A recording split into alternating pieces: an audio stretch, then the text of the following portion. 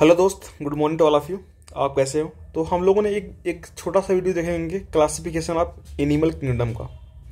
जंतुओं का जो वर्गीकरण है उससे क्वेश्चन पूछ लिया जाता है कभी कभी कि हाइड्रा, जेलीफिश कौन सी मछली है, कौन सी किस्में हैं, ये कौन से पेरीफेरम, संघ पेरीफेरम, प्रोटोजोअम आता है, किसमें आता है, इससे क्वेश्चन पूछ लेता है। तो फटाफट इसको रिवीजन कर लेते हैं बहुत शार्ट में।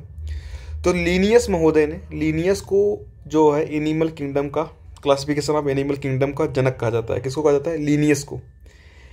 तो समस्त जीव जंतु जितने भी हैं उनको हम दो वर्गों में बांटते हैं, एक कोशिकी, बहुकोश की।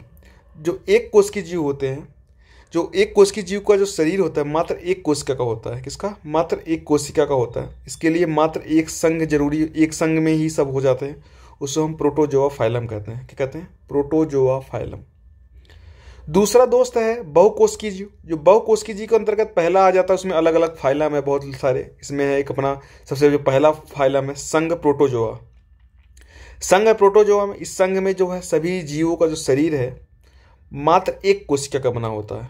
एक कोशिका का बना होता है तथा एक कोशिकी होते हुए भी इनके शरीर में ऊतक नहीं पाए जाते हैं। कौन सा? टिश्यू नहीं पाए जाते हैं। इनमें प्रजनन बहुत तेजी से होता है। इनमें प्रजनन बहुत तेजी से होता है। इसमें जो सबसे बड़ा एक कोशिकीय जीव है उसे हम एसिरा बुलेरिया कहते हैं। ध्यान देना, एसिरा बुलेरिया कहते हैं। एसिरा बुलेरिया कहते हैं। अमीबा जो होता है, इसमें इसके अंदर कौन कौन से आते हैं? अमीबा होता है, इसके अंदर अमीबा आता है, माइक्रोप्लाज्मा आता है, यूग्लिना आता है। ठीक है, यूग्लिना आता है। ये सब किसके अंतर्गत आते हैं दोस्त? ये सब किसके अंदर गए? प्रोटोजोआ के अंतर्गत आएंगे।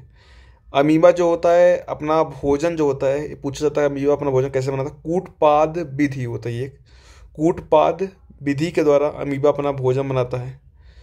पूछा सबसे छोटी कोशिका कौन सी होती है? सबसे छोटी कोशिका माइक्रोप्लाज्मा होती है। माइक्रोप्लाज्मा होती है। ठीक है, माइक्रोप्लाज्मा सबसे छोटी कोशिका होती है। यूग्लिना पूछा जाए प्रोटोजोआ संघ से आता है। ये एक कोशिकीय जीव होता है जो दिन में प्रकाश संश्लेषण करता है और रात में दूसरे छोटे छोटे जीव को खाता है। युग्लिना में जंतु और पादप दोनों के गुण पाए जाते हैं। पहला हम लोग देखते हैं संघ प्रोटोजोआ में युग्लिना, अमीबा, सब किसमें आते हैं? सब संघ प्रोटोजोआ में आते हैं। दूसरा है संघ पेरीफेरा। संघ पेरीफेरा में एक आता है जीव, कौन है? स्पंज। अगर पूछा है स्पंज जो है ये किस में आता है? इसमें संघ पेरीफेरा। ये अक्सर ही पूछता है कौन किस में आता है। तीसरा है संघ सिलेंट्रेटा। संघ सिलेंट्रेटा, इस संघ में ही पहली बार ऊतक का निर्माण होता है। तो किस संघ में सबसे पहले ऊतक निर्माण होता है? सिलेंट्रेटा।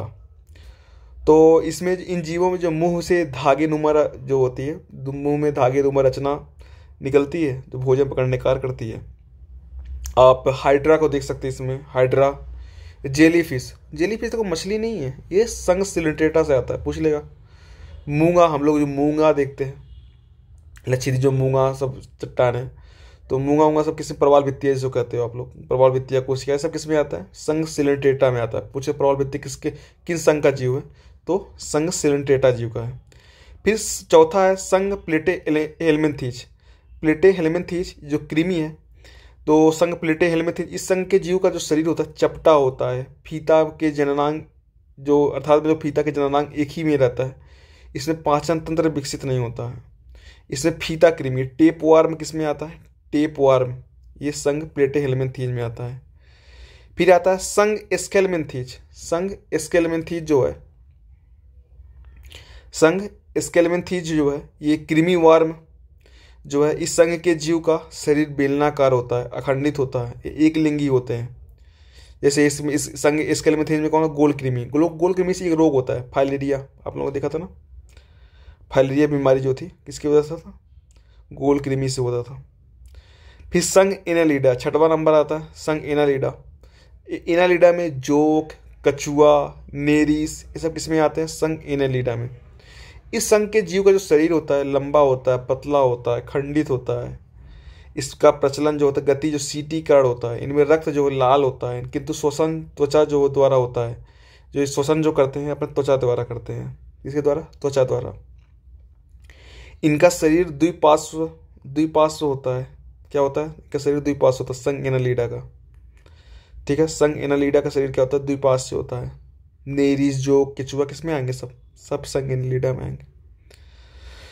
ध्यान देने वाली बात एक है, पूछ सकता है केचुआ में कितने हृदय पाए जाते हैं, कितने कच्ची, केचुआ में 8 हृदय पाए जाते हैं। कितने?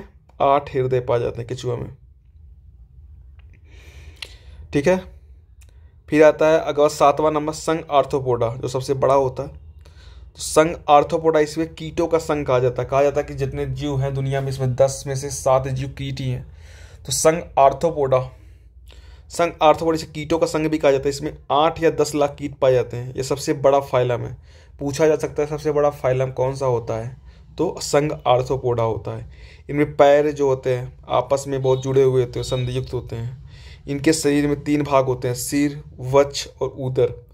इसमें बाहरी कंकाल जो पाया जाता है, इसमें बाहरी कंकाल पाया जाता है जो काइटिन का बना होता है। किसका बना होता है बाहरी कंकाल? काइटिन का।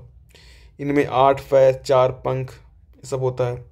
इसमें क्या क्या, बिच्छू, केकड़ा, तितली, मच्छर, चींटी, दीमक, चींटी, दीमक, ये सब जो सामाजिक प्राणी है सब किसके अंतर्गत आएंगे? संघ इसी के अंतर्गत आएंगे। चींटी को हम श्रम विभाजन के सिद्धांत पर कार्य करती है, जबकि दीमक निर्वाह बनाता है। तिलचट्टा में कितने चैम्बर पाए जाते हैं? 13 चैम्बर हृदय पाया जाता है तिलचट्टा में। तो संघ आर्थ्रोपोडा सबसे बड़ा हो गया। फिर उसके बाद 8वां नंबर पाता है अपना संघ मोलस्का। संघ मोलस्का, इस संघ के जीव जो होते हैं बाहरी कवच ओढ़े रहते हैं। बाहरी कवच होते हैं, जो का बाहरी कवच किसका बना होता है? कैल्शियम कार्बोनेट का। कैल्शियम कार्बोनेट का बना होता है। इसके शरीर के सभी अंग कवच द्वारा सुरक्षित होते हैं। इनमें श्वसन तथा उत्सर्जन दोनों ही जो है गिल्स, फेफड़ों के द्वारा होता है। यह आर्थ्रोपोडा का दूसरा सबसे बड़ा फाइलम है। किसका? ये दूसरा सबसे बड़ा फाइलम है आर्थ्रोपोडा के बाद।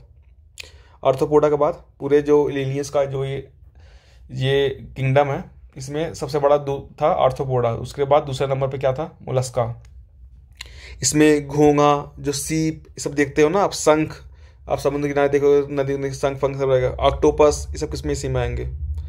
ठीक है, ऑक्टोपस को हम डेविल फिश या फिश दानो भी कहते हैं। फिर 8वां हो गया। फिर 9वां नंबर पे आ जाता है दोस्त इकाइनोडर्मेटा। इकाइनोडर्मेटा, इस संघ के जीव जल में रहते हैं। इनका शरीर में कांटेनुमा संरचना होती है। इसमें जल संवहन तंत्र पाया जाता है।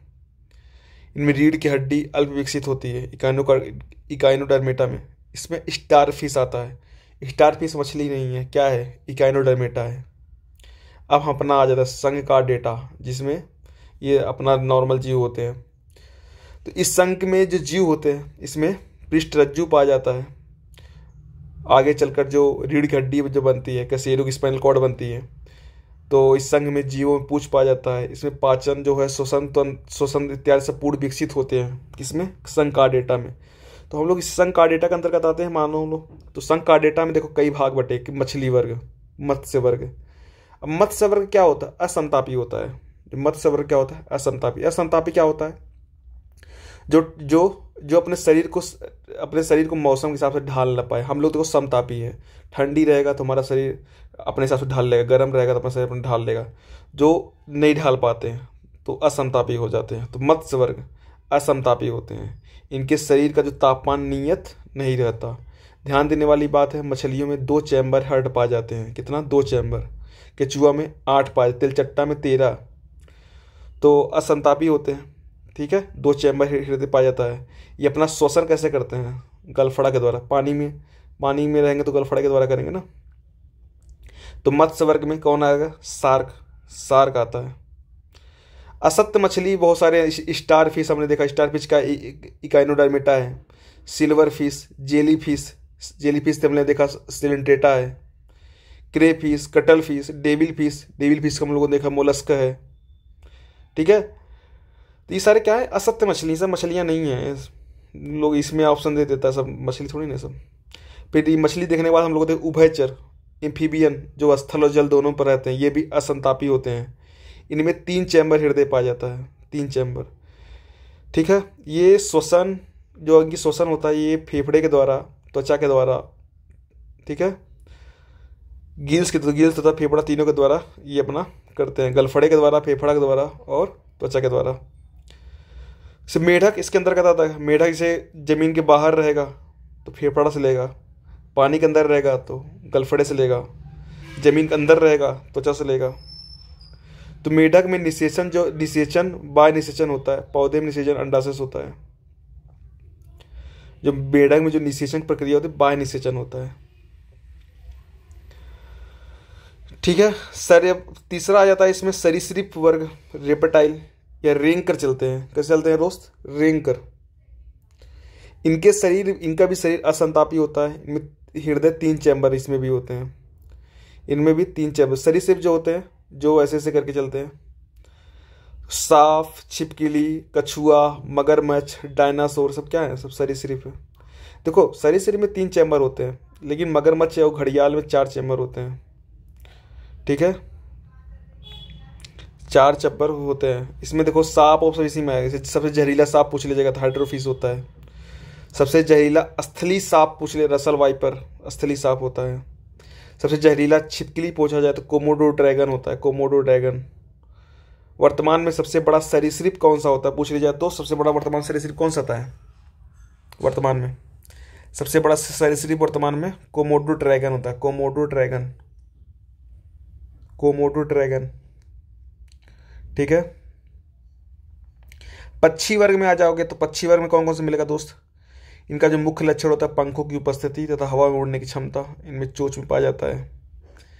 इनमें कंकाल खोखली वायु कोश युक्त होती है। इनमें हृदय कितने चैम्बर होते हैं? 4।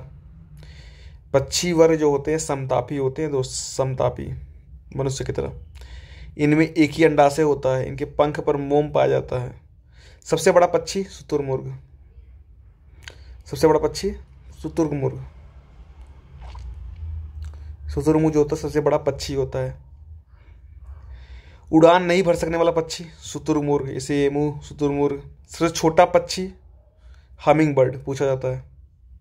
उल्टा उड़ने वाला पक्षी हमिंग बर्ड। सबसे तेज उड़ने वाला पक्षी अबाबिल स्विफ्ट। जलीय पक्षी पेंगुइन पक्षी वर्ग है। अब आता है स्तनधारी। स्तनधारी भी जो होता है समतापी होता है।